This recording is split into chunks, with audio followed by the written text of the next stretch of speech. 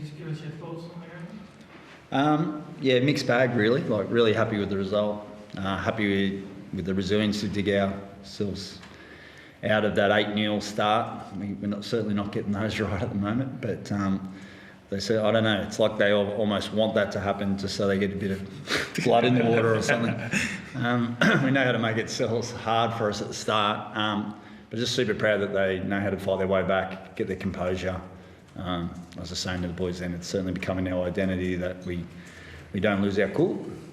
We know what's next and we know what's important, and we just get back to playing our game, and slowly it'll work itself out. So. Do you take as much pleasure on watching the way they defended the back-to-back sets on their line as much as the try just before from Shaun? Yeah, definitely. I think our resilience on our try line's been really pleasing. I think we've got to sort it out at the start. We're letting a couple in early, but then once we get in a rhythm, I felt comfortable on our try line the whole game. I think they had a long-range try off a scrum, and obviously that first try, their right centre scored. But yeah, I'm super proud of the way we're defending our try line. It's really good. There's a bit of coordination to it too. It's just not spirit. There's lots of spirit to it, but the boys are, there's some details to why they're getting that right. There's spacings where they stand, and yeah, they should be proud of themselves for that. But I'm pretty excited too that Shaun scored that try, because I thought he owned the moments today. Shaun, defensively, I thought he was great, and he took the moments and he won us the game. Cameron Cirotto just came before and essentially said that Shaun's the difference between winning and losing. Yep. Today, can you talk a bit more about if you saw it the same way? Yeah, the biggest thing about Shaun at the moment is, we're talking about on the way over here, is Shaun's toughness is what's most important for us. Like the way he's tackling, the way he handled kick out today, I thought was unbelievable. I thought like when his marker work to go and chase people, if there's a loose ball, he's fighting for it. And his kicking game was the difference in that try. But I'm going to say it was a team effort still, because we give Shaun that opportunity to do that, and super proud of how tough he was. But I thought our forwards gave him an opportunity to win us the game there, and I was proud of him for that. Spoke in the week about making sure complacency as it starts to creep in to win like that game. That must be reassuring to you as a coach that everyone's on the same page and they're thinking the same. Yeah, definitely. It's a challenge again for us. I think every coach every week's going to get worried about complacency. The better you get or the more games you win, you're going to be worried about what's happening next. So we'll enjoy tonight. We'll definitely enjoy winning. That's most important. And then we've got to refocus and get on the next job. So we want to go to Sharks and put our best foot forward. And they're a very good team. So, but yeah, we've got to enjoy this one. We've got to review it hard like we have been. We've been pretty good at like looking at our performances and saying what was good, what was bad, what was ugly, and trying to search for that improvement. Like we've got to get our starts right. So we're back to the drawing board.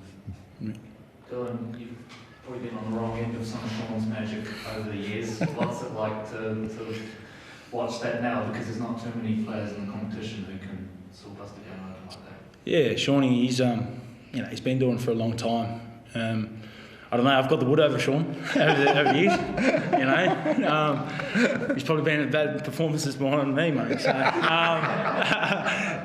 just back Webby up, the way that Shaun's playing now, it's quite, the leadership that he's shown with just his defence and just the toughness he wants to play with, it's sort of, it's really good as a team to see that from your half, and, there's no secret behind it with Shaun. He's probably one of our most potent attacking players, and just to see him do it on the defensive side, it just gives everyone a lift. And he's been real professional about how he's gone about his pre-season, and just seen it from first hand, and he's definitely gaining a lot of respect from the boys in the locker room. So yeah.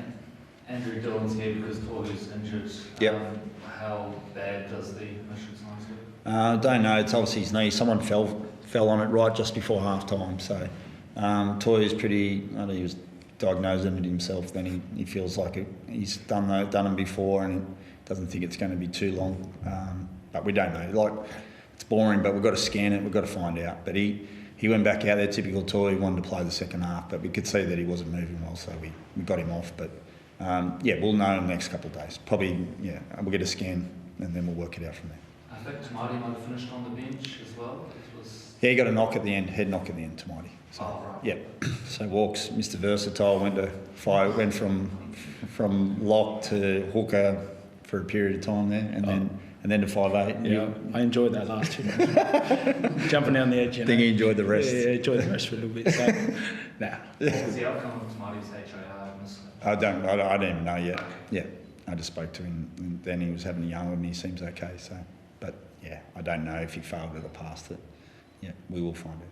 And Jackson Ford, very reliable performance again. Like, what have you made of him since he... Just tough, mate. Yeah, he's literally the fittest guy in the club. He competes on everything. The longer and harder it gets, the better Jacko gets. So he's not an impact player. You can't play him like that. You got to stick him out there like a draft horse and just let him work hard the whole time.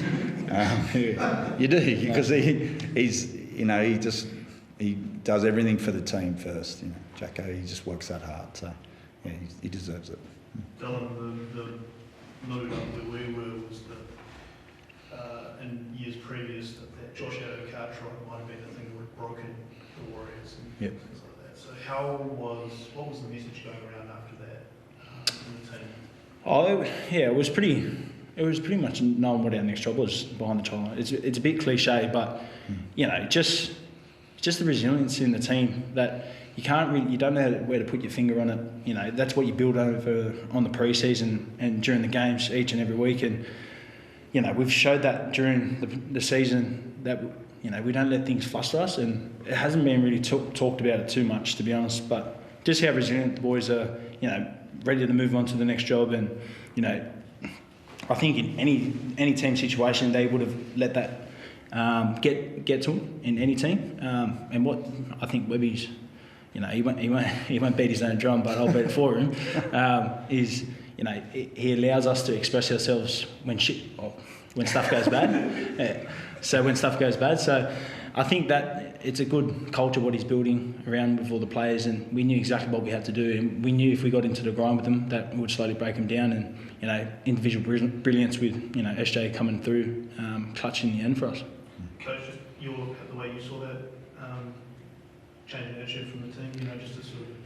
Yeah, I don't know if it's a change in attitude because we're a new club, like a new team. So this is our identity now, and like you said, we built it throughout the pre-season. We wanted to get as confident we could in the way we wanted to play, and we knew we would stand up under pressure if we got that confidence. So yeah, we've spent a little bit of time on how to respond to adversity, and yeah, like Dill said, we've got to let it out and then move on.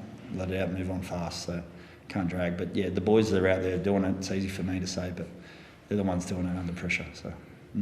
It's often one thing to say, especially after the pre-season, that that's what you want to be, but to see it 3 out of 4 games now come to practice, where games in the grind, how pleasing is that for you as a coach, and what do you do to take that into the next level? Yeah, I think the biggest thing is it's a marathon. Like this season goes forever, so we can't just hang our hat on the first 4 rounds. We've got to keep doing it, hold our gloves up. I'm super proud of it, but we've got to get better. Everyone's going to improve fast. This is the period. After 4 games, everyone sort of works out their style of play, work out what they're doing right and wrong, they start building confidence, they start working things out. So you've got to be ready now. You've got to have your gloves up. So, yeah, we want to go and win again. What did you make of the call on Adam Company when it was like kicking out? I don't know. I could tell you what I say to the box, but I'm not going to tell you what I say. Yeah, I don't know. Like, I think all coaches get emotional about when it goes not their way. But what happened after that when Addo-Carr scored that try, that was on us. So there won't be any excuses. We need to own the next moment, like Dylan said, and we didn't. So yeah, I'll stay out of that one. But, yeah. How much of an asset will games with Mount Smart be this year? Something that's Huge. Yeah, huge. So happy for all the fans. Like, boys were buzzing all week to get to play there. We've got a lot of new players that haven't played here as at home. This is the first time the boys have slept in their beds. Even last year when they brought the games home, they're all staying in hotels. So this is the first time it's actually felt like a proper home game for them. And got a lot of new players who got to experience it for the first time as a home team. It was cool. Just happy for the fans that rugby league's back in Auckland. So. Andrew, what can you do to address the slow starts? I actually don't know. No, I don't. Yeah, we don't, yeah. I've addressed it every week. The boys have addressed it. They've got a positive attitude. It's going to have to click. We're going to have to get confidence from it. We put ourselves in scenarios every week. Right, we're about to practice the start of the game. Here it comes. Let's know it. We're doing it really well in training. We've got to get it done in the game. If you don't laugh, you cry because it's killing us. But we've got to fix it quick because you just can't compete like that. Yeah. There's going to be one day where it's going to nip us in the bud hard, and I hope that doesn't come soon. But we're going to be like, right. So we're definitely going to have another crack at making sure we get it right this week. And yeah, I just don't want to be. I'm getting nervous about talking about it forever, and then it becomes the thing that we always do. And yeah, we'll work it out this week. Thanks, everyone. Thanks. Thank you.